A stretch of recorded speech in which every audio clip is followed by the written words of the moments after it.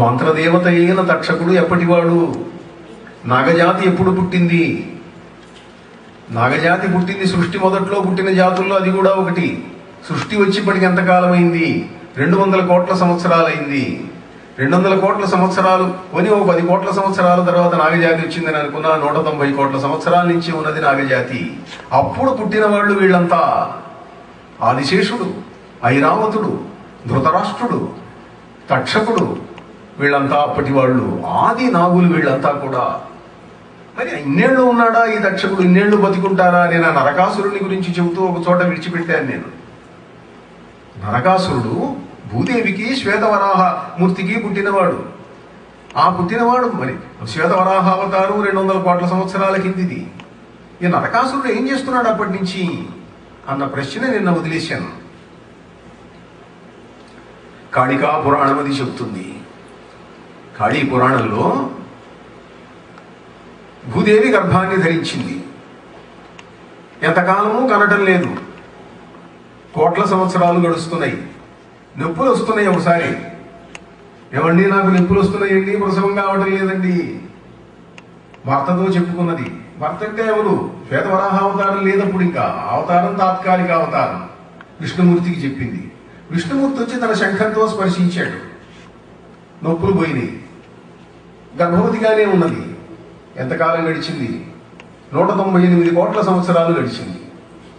పురాణాలలో ఉండేటువంటి కాలాన్ని ఇప్పటి కాలంతో 9 నెలలే కదండి గర్భం ధరించడము. ఏదో అప్పుడప్పుడు ఏదో కొంతమంది 10 నెలలు ఉండొచ్చు, కొంతమంది 7 నెలలకు 6 నెలలకే కంటున్నారు. మరి ఇన్నేళ్ళు ఎట్లా ధరిస్తారండి? పురాణాల్లో ధరించేవాళ్ళు, ఇప్పుడు లేకపోవచ్చు. కనుక 198 కోట్ల సంవత్సరాలు భూదేవి గర్భాన్ని ధరించింది. అప్పుడు ఇంకా పెద్ద నొప్పులు వచ్చినాయి. తెలుగు పల్లెటూళ్ళలో వాడతారు పెద్ద నొప్పులు, చిన్న నొప్పులు వచ్చి. పెద్ద నొప్పులు వచ్చినాయి. వచ్చేసరికి సరే ఇంకా ప్రసవం తప్పదు. ప్రసవించింది. పిల్లవాడు పుట్టాడు. ఆ పిల్లవాడికి నరకుడు అని పేరు పెట్టుకున్నారు. బాగుంది. వాడు పెరిగి పెద్దవాడు అవుతున్నాడు. భూదేవికి ఏమిటంటే పాపం ఈ భూమిలో ఉన్నటువంటి జీవులందరినీ చూసుకోవటాలు ఆమె డ్యూటీస్, ఆమెకు ఉన్నటువంటి 4 అవర్స్ డ్యూటీ. కనుక రెస్ట్లెస్ అయ్యేటప్పటికి నేను మా పిల్లవాడిని పెంచలేను. ఇప్పుడు నాకేమో డ్యూటీ ఉంటున్నది, నైట్ డ్యూటీ, డే డ్యూటీ కూడా ఉంటున్నది. కనుక ఓ జనక మహారాజా, మీ అమ్మాయి సీత ఉన్నది కదా, మీ అబ్బాయి కూడా ఉన్నాడు, వాళ్ళతో పాటు మా అబ్బాయిని కూడా పెంచు అని జనక మహారాజుకు అప్పగించింది భూదేవి. చూడండి, ఎప్పటి రామాయణ కథ, ఎప్పటి ద్వాపరంలో కృష్ణుడి కథ. రాముడికి అప్పగించింది, జనకుడికి అప్పగించింది. సరేలేమ్మా, ఏదో పెద్దదాన్ని అడుగుతున్నావు, మా పిల్లలతో పాటు వాడు పెరుగుతాడు, దానికి ఇంత సామ్రాజ్యం ఉన్నది అని. పెరుగుతున్నాడు, పెద్దవాడు అవుతున్నాడు. కానీ వీడు చాలా బలవంతుడు, రాక్షసుడు. భూదేవికి సంధ్యా సమయంలో గర్భమైంది. సంధ్యా సమయంలో క్రీడిస్తే రాక్షసులు పుడతారు. హిరణ్యాక్షుడు, హిరణ్యకశిపుడు పుట్టింది అట్లనే రాక్షసులుగా. కనుక ఈ రాక్షసుడు వీడు పైగా ఆకారం బాగానే ఉన్నాడు, కానీ చాలా బలవంతుడు వీడు. ఇప్పుడు ఆడుకుండేటప్పుడు జనక మహారాజు కొడుకును బాగా కొడుతుండేవాడు, సాగు కొడుతుండేవాడు. సీతాదేవి జోలికి పోయేవాడు కాదు, కానీ ఈ పిల్లవాడిని మాత్రం బాగా కొడుతుండేవాడు ఆటల్లో. ఉండేటప్పటికి ఈ పిల్లవాడు చాలా బాధపడి ఒక రోజు వాళ్ళ అమ్మతో చెప్పాడు, అమ్మ నేను ఇంక ఉండను, మా ఇంట్లో నుంచి వెళ్ళిపోతాను, నేను వాడి దెబ్బలు తినలేకుండా ఉన్నాను, ఈ ఇంట్లో నేను ఉండాలంటే వాడన్నా ఉండాలి, నేనన్నా ఉండాలా అనేటప్పటికీ ఆ తల్లి పాపం జనకుడిని పిలిచి, ఏమండి అబ్బాయి ఇట్లా బాధపడుతున్నాడు, మన పిల్లవాడు రేపు రాజు కావలసిన వాడు, వాడి చేతుల్లో రోజులు దెబ్బలు తింటుంటే బాగుండదు, ఇది ఆ అబ్బాయిని పంపించేసేయండి ఇంకా అన్నది. సరే, ఆయన భూదేవిని పిలిచమ్మా, నీ పిల్లవాడు నువ్వు తీసుకెళ్ళి పెద్దవాడు అయిపోయినాడు అని అప్పగించేసాడు. తీసుకెళ్ళి విష్ణువుతో చెప్పింది, వీడు పెరిగి పెద్దవాడైనాడు, మరి వీడికి ఏదో కాస్త బతుకు తెరువు చూపించు, ఏదైనా చిన్న ఉద్యోగం ఇప్పించు అన్నది విష్ణుమూర్తిని.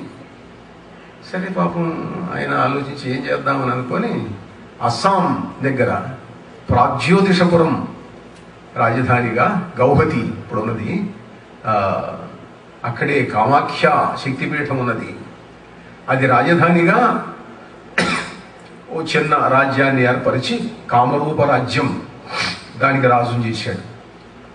దానికి రాజయ్యి వాడు పరిపాలిస్తూ ఉన్నాడు. వాడు చాలా కాలం, సుదీర్ఘకాలం జీవించాడు. ఆ కామాఖ్య కాళిని ఉపాసించాడు వాడు. వామాచార మార్గంలో, లెఫ్టిస్ట్ పాత్, మధ్య మాంసాదులు ఉపయోగించడం, ఏదో ఆ దేవతను పూజించడం చేశాడు వాడు. దానివల్ల వాడికి లోక వశీకరణాత్మకమైన మహాశక్తులు వచ్చినాయి. పరాక్రమవంతుడైనాడు, వీరుడైనాడు, శూరుడైనాడు. వాడిని ఎవడు జయించగలిగిన వాడు లేడు. వాడు లోకంలో ఉన్న 16,000 మంది రాజకుమారికలను బంధించి తీసుకొచ్చాడు. వాళ్ళందరినీ పాడు చేశాడు. ఆ స్థితిలో ఉంటే ఒకరోజు వశిష్ఠ మహర్షి అక్కడికి వచ్చాడు. వశిష్ఠ మహర్షి అక్కడికి వచ్చి కాళీదేవిని చూద్దాం, కామాఖ్య కాళిని అనుకొని వెళ్ళాడు. వెళితే తలుపులు వేసి ఉన్నాయి, టైం అయిపోయింది, దర్శనం టైము, టెంపుల్ డోర్స్ వర్ క్లోజ్డ్. ఈయన వెళ్ళి అర్చకులను అడిగాడు, నేను వశిష్ఠుడిని, నేను తొందరగా వెళ్ళాలా, దేవిని చూస్తాను, కాస్త తలుపులు తీయండి అన్నాడు. వీల్లేదండి, మహారాజు గారు ఆర్డర్, ఒకసారి క్లోజ్ చేసిన తర్వాత ఇంక తలుపు తీసే అవకాశం లేదు, లేదా మీరు కావాలంటే స్పెషల్ పర్మిషన్ తెచ్చుకోండి, మాదేం లేదు అన్నారు. నరకుడి దగ్గరికి వెళ్ళాడు. నరకుడి దగ్గరికి వెళితే మధ్యమత్తుడైనటువంటి నరకుడు వశిష్ఠుడిని కూడా లెక్క చేయకుండా, రేపు పొద్దున చూడుకోవయ్యా, ఇప్పుడు నీకోసం ఎవడు తలుపులు తీస్తాడన్నాడు. ఆయన కోపం వచ్చింది. నేను దర్శనానికి వస్తే కాళీ దర్శనం చేయనీయలేదు వీళ్ళు, ఈ కాళీదేవి ఇక్కడ నుండి వెళ్ళునుగాక అన్నాడు. కాళీదేవి అదృశ్యమైపోయింది. అదృశ్యమైన కాళీ మర్నాడు తెల్లారేటప్పటికీ కాళీ లేదు, గర్భగుడిలో విగ్రహం లేదు, శక్తి లేదు. ఆ శక్తిని ఉపాసించి అద్భుతమైనటువంటి ప్రభావం పొందినటువంటి నరకుడికి దిగ్భ్రాంతి కలిగింది. ఏమైపోయింది నా దేవత, ఏమైపోయిందో తెలియదు. శుక్రాచార్యులు పిలిచాడు. ఆయన వచ్చాడు. కాళీని మళ్ళీ తెప్పించండి అన్నాడు. ఆయన కళ్ళు మూసుకొని ధ్యానంలో చూశాడు. ఇది నా వల్ల కాదు, నా శక్తికి మించింది, వశిష్ఠ మహర్షి శాపం వల్ల వచ్చింది, నేనేం చేయలేను, నీకు కావాలంటే ఇంకేదైనా ఇతర ఉపకారాలు చేస్తాను కానీ ఇది నా వల్ల కాదన్నాడు. కొన్ని సంవత్సరాలు గడిచిన తర్వాత కృష్ణుడు వచ్చాడు యుద్ధానికి. ఆ కృష్ణుడి వెనకాల కాళి కనిపిస్తున్నది నరకాసురుడికి. తన దేవత కాళి అటువైపు వెళ్ళిపోయిందన్నమాట. తనకింక మరణం తప్పదు అని తెలుసుకున్నాడు. కృష్ణుడు సంహరించాడు. అలా ఒక్కో వ్యక్తి ఎంతకాలం ఉంటాడో, ఎన్నాళ్ళ నుంచి ఉంటాడో, ఎక్కడి నుంచి ఉంటాడో, ఈ నాగరాజులైనటువంటి వ్యక్తులు, ఈ వాసుకి, ఈ తక్షకుడు, ఈ కదురూపుత్రులందరూ కూడా కొన్ని వేల లక్షల సంవత్సరాలు జీవించి ఉండవచ్చు. లేదా ఆ వంశంలో పుట్టినటువంటి వాళ్ళందరికీ ఆ పేర్లు పెట్టుకొని ఉండవచ్చు. తాత పేరు మనవుడికి పెట్టినట్లుగా ఏదైనా దక్షకుడు ఉన్నాడు. ఈ దక్షకుడికి ఆ మంత్ర దక్షకుడి యొక్క ప్రేరణ వచ్చింది. దక్షకుడు వెళ్ళాడు, పరీక్షిత్తును సంహరించాడు. పరీక్షిత్తు మరణించాడు. మరణించిన తర్వాత కొన్నాళ్ళు గడిచింది. పరీక్షిత్తు యొక్క కుమారుడు జనమేజయుడు చాలా చిన్నవాడు, పసివాడు. పసివాడిని తీసుకొచ్చి సింహాసనం మీద కూర్చోబెట్టారు. నెమ్మదిగా పెరుగుతున్నాడు, పెద్దవాడైనాడు. కాస్త వయసు వచ్చింది, ఊహ వచ్చింది, పెళ్లి చేశారు. వపుష్టమా కాశీరాజు కూతుర్ని తీసుకొచ్చి పెళ్లి చేశారు. సంసారం సాగుతున్నది. పెద్దవాడైనాడు. ఒకరోజు కొలువు తీరి ఉండగా ఉదంక మహర్షి వచ్చాడు. భారతంలో విష్ణు భాగవతంలో ఉదంకుడు అని అన్నారు. దేవీ భాగవతంలోకి వచ్చేసరికి ఉత్తంకుడు అని అన్నారు. కొంచెం పేరు మార్పు అనుకోండి, అదే ఇది. పైల మహర్షి యొక్క శిష్యుడు, వ్యాసుని శిష్యుడు పైలుడు, పైలుని శిష్యుడు ఉదంకుడు. ఈ ఉదంక మహర్షి వచ్చాడు. ఈ ఉదంక మహర్షి వచ్చి, మహారాజా, మీరు చాలా గొప్పవారు, కానీ మీలో ఏం పౌరుషం కనపడటం లేదు నాకు అన్నాడు. దేవుటయ్యా అట్లా అంటావు అన్నారు. నిజమే, మీరు మహావీరులు, చాలా ఆయుధ విద్యలు నేర్చారు, మంచి పరాక్రమం ఉన్నది, కానీ మీ నాయనను హత్య చేసిన వాళ్ళని మీరేం చెయ్యకుండా ఉపేక్షించి ఉన్నారనంటే మీలో నిజంగా పౌరుషం ఉన్నదా లేదా అని అనిపిస్తున్నది నాకు అన్నాడు. మా నాయనను హత్య చేయటం ఏమిటి, నేను ఇంతవరకు వినలేదే, అదేమిటి చెప్పండి అన్నాడు. అదేమిటయ్యా, ఇన్నాళ్ళు ఉన్నావు, మీ నాయన ఎట్లా చచ్చిపోయింది నీకు తెలియదా? తెలియదు. రాజకులంలో రహస్యాలు అట్లా ఉంటాయి. తెలియనీయకూడదు అంటే తెలియనీరు, అంతే. తెలిస్తే చిన్నపిల్లవాడు మనసులో బాధపడతాడు, ఏమైపోతాడో అని చెప్పలే. తెలియకుండా చాలా కట్టుదిట్టం చేశారు. ఇప్పుడు మహర్షి వచ్చి నిండు సభలో చెబుతుంటే ఎవడేం మాట్లాడతాడు? ఏం జరిగింది మహర్షి? పరీక్షిత్తును నాగజాతికి చెందినటువంటి తక్షకుడు వచ్చి హత్య చేశాడు మీ నాయన్ను, నువ్వు ఊరుకున్నావేమిటి? మొదటిసారి వింటున్నానండి, ఏం జరిగింది, ఇలా జరిగింది అని ఆయన కథ చెప్పాడు. కాదనక ఇట్టిపాటి అపకారము తక్షకుడేక విప్ర సంబోధన చేసే ముని పుంగవా, నీవుననేక భూసురాపాదిత సర్పయాగమున భస్మము చేయుము, తక్షకాది కాకోదర సంహతిన్ హుతవహోగ్రమహోగ్ర శిఖాశయంబులన్. నువ్వు యజ్ఞం చెయ్యి, యజ్ఞం చేసి తక్షకుణ్ణి సంహరించు అన్నాడు. యజ్ఞం చేయడం ఎందుకండి, నాకు సైన్యం ఉన్నది, నేను పరాక్రమవంతుణ్ణి, నేను పోయి యుద్ధం చేస్తాను నాగజాతి మీద, తక్షకుడే నరుకుతాను, చంపుతాను అన్నాడు. వాడు నీకు దొరకడయ్యా, వాడు మోసగాడు.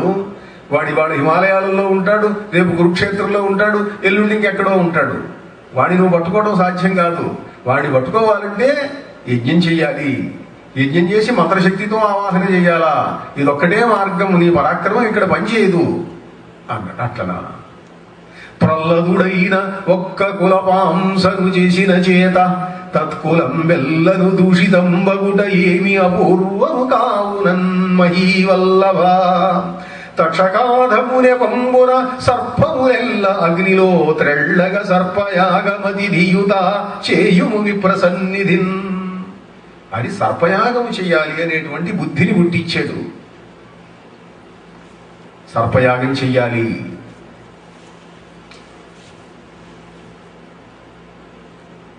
ఉదంకుడు కావలసిన ఏర్పాట్లు చేస్తున్నాడు.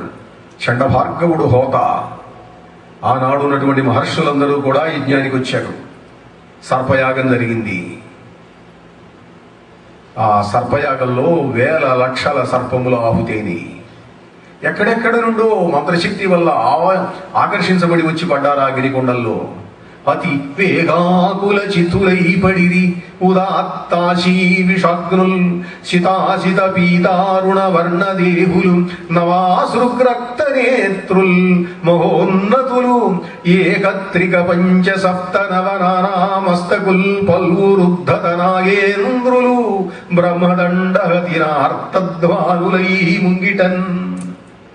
ఆ చండభార్గవుడు బ్రహ్మదండం ఎత్తుకొని ఆకర్షయ ఆకర్షయ అని అంటుంటే ఎక్కడెక్కడి నుండో ఆకర్షించబడుస్తున్నాయి మహాసర్పాలన్నీ కూడా.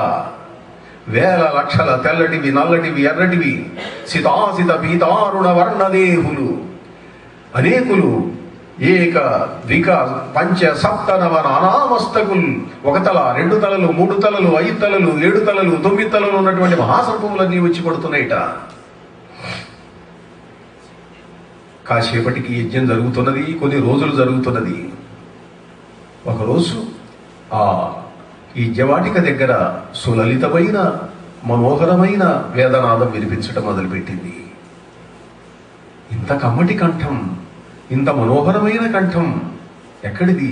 అందరూ చూస్తున్నారు. లోపలికి ఓ బ్రాహ్మణుడు కుమారుడు వచ్చాడు, యువకుడు వచ్చాడు. అతడితో పాటు కొద్దిమంది యువకులైన వేదవేత్తలు వస్తున్నారు. లోపలికి వచ్చి వేద మంత్రములతో మహారాజును ఆశీర్వదించారు. మహారాజును కీర్తించటం మొదలుపెట్టారు. మహారాజాను చాలా మహనీయుడివి, నీ యజ్ఞం చాలా గొప్పది. ధర్మరాజు చేసిన యజ్ఞం కంటే, యమధర్మరాజు చేసిన యజ్ఞం కంటే, ఇంద్రుడు చేసిన యజ్ఞం కంటే, కృష్ణుడు చేసిన యజ్ఞం కంటే నీ యజ్ఞం గొప్పది. ఇలా కీర్తించటం మొదలుపెట్టాడు. అందరూ సంతోషిస్తున్నారు. మహారాజు కూడా సంతోషంగా ఉంది. పొగిడితే ఎవడికి సంతోషంగా ఉండదు? చాలా బాగుంటుంది, సంతోషంగా ఉంటుంది.